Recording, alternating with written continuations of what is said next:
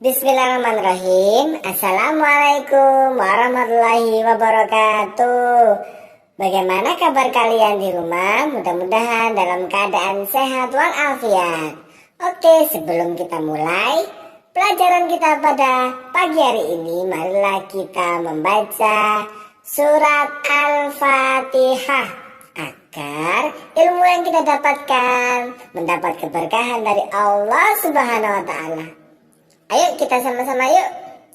Kita lafalkan bersama. Bismillahirrahmanirrahim. Alhamdulillahi rabbil alamin. Ar-Rahmanir-Rahim.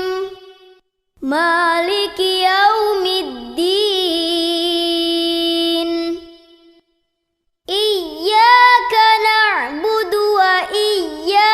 Nasta'in. Ihdinas siratal mustaqim.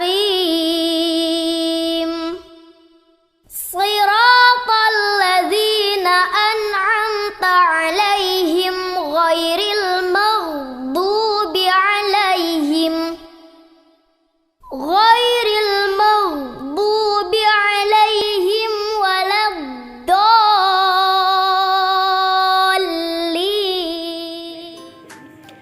Oke anak-anak, kali ini kita memasuki tema 6, subtema 2. Nah, kali ini anak-anak bisa membuka pada halaman 55. Ayo menulis. Coba perhatikan. Lani memiliki kebiasaan-kebiasaan yang harus dilakukan ketika memelihara hewan peliharaannya. Nah, anak-anak juga pasti di rumah mungkin ada yang punya hewan peliharaan seperti kucing atau burung atau ikan atau lain-lain ya. Kita pun memiliki kebiasaan yang harus dilakukan. Sebagai pelajar, kita memiliki tugas belajar. Kita berangkat ke sekolah untuk belajar di sekolah. Kita tidak boleh terlambat tiba di sekolah. Tiba di sekolah, kita memberi salam kepada guru. Nah, sebelum mulai pelajaran, kita berdoa kepada Allah. Ketika mengikuti pelajaran, kita harus mematuhi tata tertib. Misalnya, memperhatikan petunjuk guru. Selain itu, kita juga harus menyelesaikan tugas dari guru. Tugas di sekolah bermacam-macam. Ada tugas berdiskusi tentang materi pelajaran, ada tugas membaca dan menulis. Ayo sekarang kita tuliskan tata tertib yang harus dipatuhi ketika mengikuti pelajaran. Kelompokkan hal-hal yang boleh dilakukan ketika mengikuti pelajaran. Kelompokkan hal-hal yang tidak boleh dilakukan ketika mengikuti pelajaran. Hal-hal yang boleh aku lakukan ketika mengikuti pelajaran. Yuk, coba silakan disebutkan. Ustazah berikan satu contoh ya. Hal-hal apa saja yang boleh dilakukan ketika mengikuti pelajaran? Bertanya ketika kita tidak memahami pembelajaran. Boleh ya. Terus apalagi Ustazah kasih satu contoh lagi. Izin ketika ingin membuang air kecil atau buang air besar. Ya. Silakan anak-anak bisa mengelompokkan lagi di rumah apa saja yang boleh dilakukan ketika mengikuti pelajaran. Nah, aku boleh melakukan hal-hal tersebut karena apa? Ya kan, karena itu menjadi hak kita sebagai siswa. Oke. Selanjutnya, hal-hal yang tidak boleh aku lakukan ketika mengikuti pelajaran. Apa saja? Nah, Ustazah kasih contoh. Satu contoh hal yang tidak boleh dilakukan ketika pembelajaran berlangsung. Nah, apa? Kita tidak boleh ramai saat guru menjelaskan. Nah, seperti itu ya. Nanti anak-anak bisa menulis lagi hal-hal yang tidak boleh dilakukan ketika pembelajaran. Nah, aku tidak boleh melakukan hal itu karena itu tidak baik untuk dilakukan. Oke? Nah, itu tadi beberapa contoh hal-hal yang boleh dilakukan dan tidak boleh dilakukan saat pembelajaran.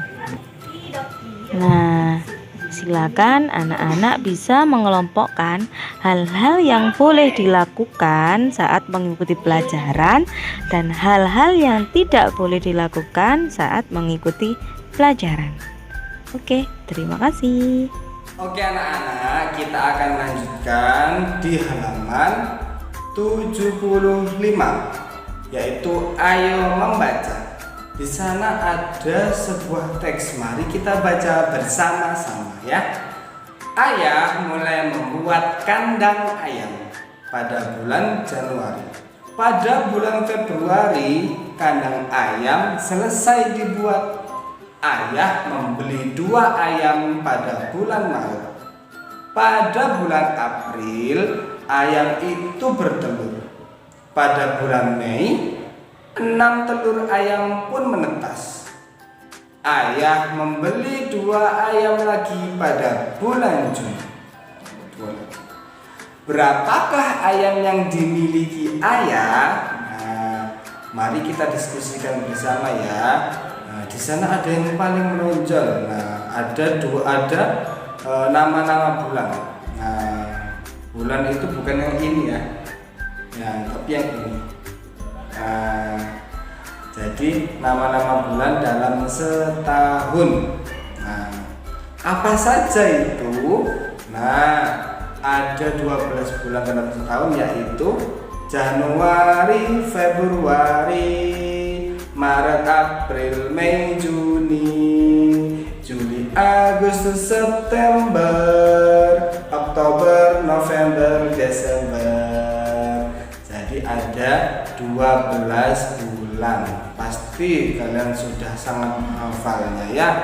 Nah, sekarang pertanyaannya, ada berapa nama bulan yang disebutkan dalam bacaan tadi? Coba cari. Nah, terus coba tuliskan nama-nama bulan yang tidak ada di bacaan. Nah, tulis di buku tulis ya. Nah, coba diskusikan sama orang tua kalian. Nah, setelah kita tahu ada nama-nama bulan di sana, nah coba kita tulis bareng-bareng nama-nama bulan ini dalam huruf tegak bersambung. Oke? Kita zoom ya. 1, 2, 3. Oke, setelah kalian memperhatikan tadi, kita tulis bersama ya. Jangan lupa bahwasanya kalau kita menulis nama bulan, awalannya harus huruf kapital. Kita awali dengan huruf bulan Januari.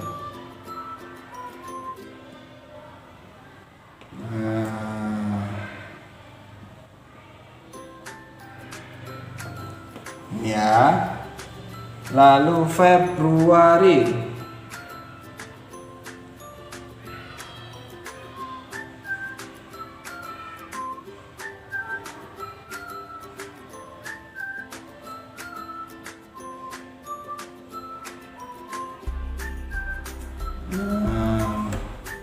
Maret,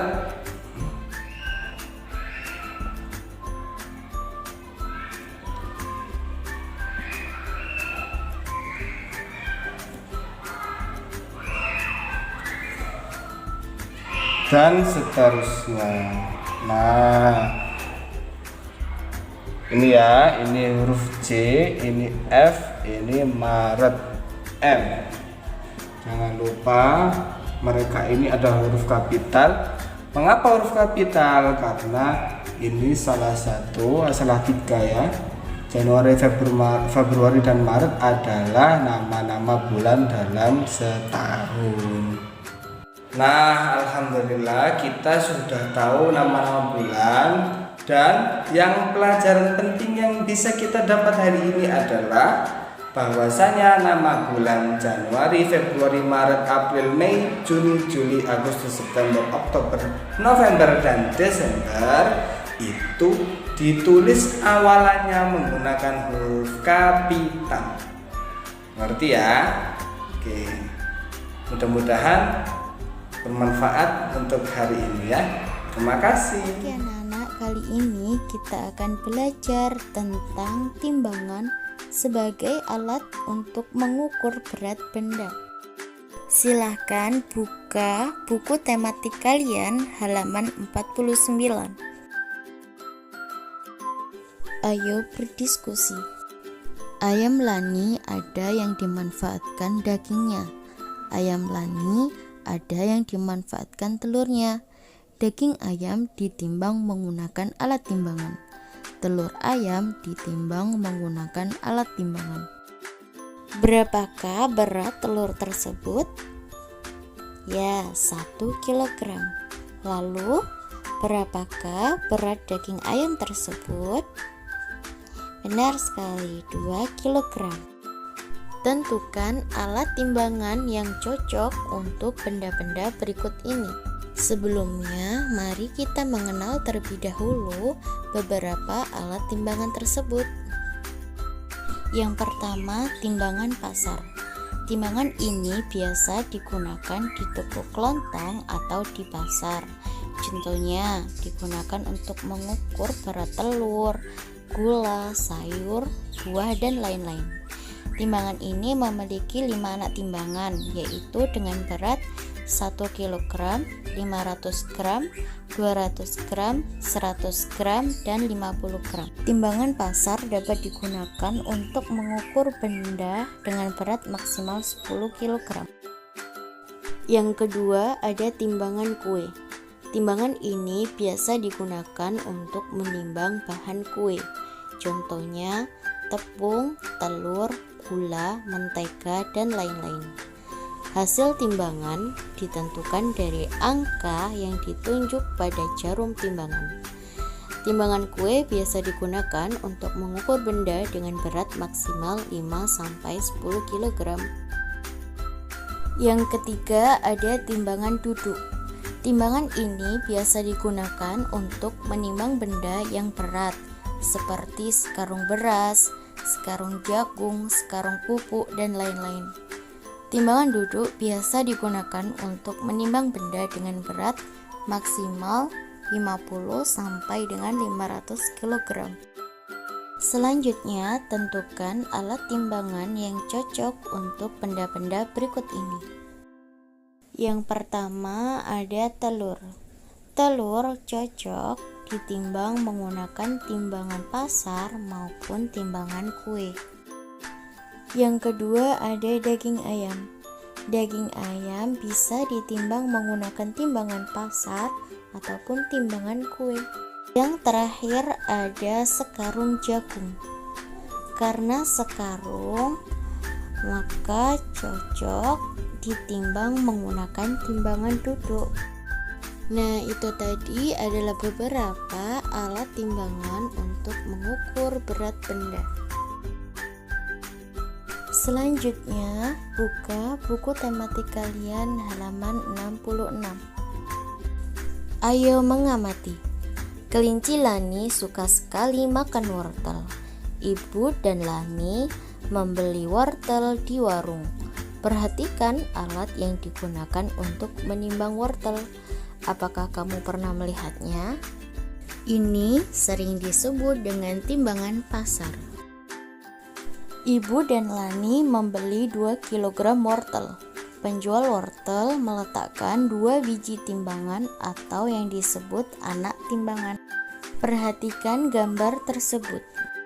Berapa kilogram berat 1 biji timbangan? Ya, betul sekali, 1 kilogram. Selanjutnya, ayo berlatih. Pasangkan berat benda dengan jumlah biji timbangannya. Yang pertama, ada wortel dengan berat 3 kg.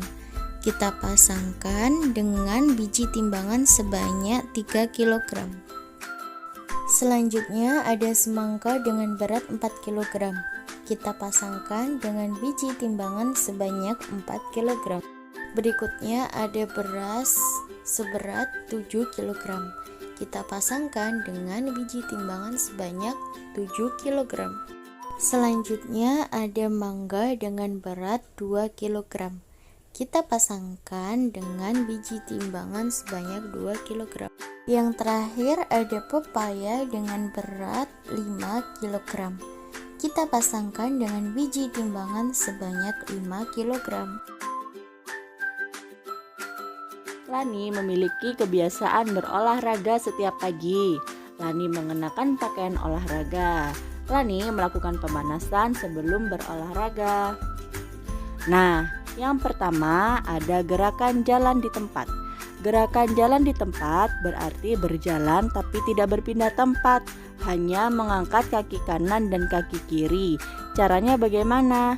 Kedua tangan di pinggang, lalu kaki diangkat secara bergantian kanan kiri, dan seterusnya tanpa berpindah tempat. Oke, yang kedua ada gerakan lari ke arah depan, yaitu gerakan melangkahkan kaki dan mengayunkan tangan. Jadi ini berpindah tempat ya anak-anak. Kalau kaki kanan kita yang melangkah, berarti yang mengayun adalah tangan kiri. Jadi dilakukan secara berlawanan. Nah, gerakan lari ke depan ini tidak boleh tengok kanan tengok kiri ya. Tetap pandangan harus lurus ke depan. Selanjutnya ada gerakan lari berbelok-belok atau zigzag. Nah, gerakan lari zigzag ini dilakukan seperti ini ya. Kita lihat di gambar. Nah, dari kanan ke kiri, kemudian kanan ke kiri, kanan ke kiri, seperti itu ya. Ini dinamakan gerakan lari berbelok-belok atau zigzag. Kalian bisa mempraktekkan bersama teman-teman.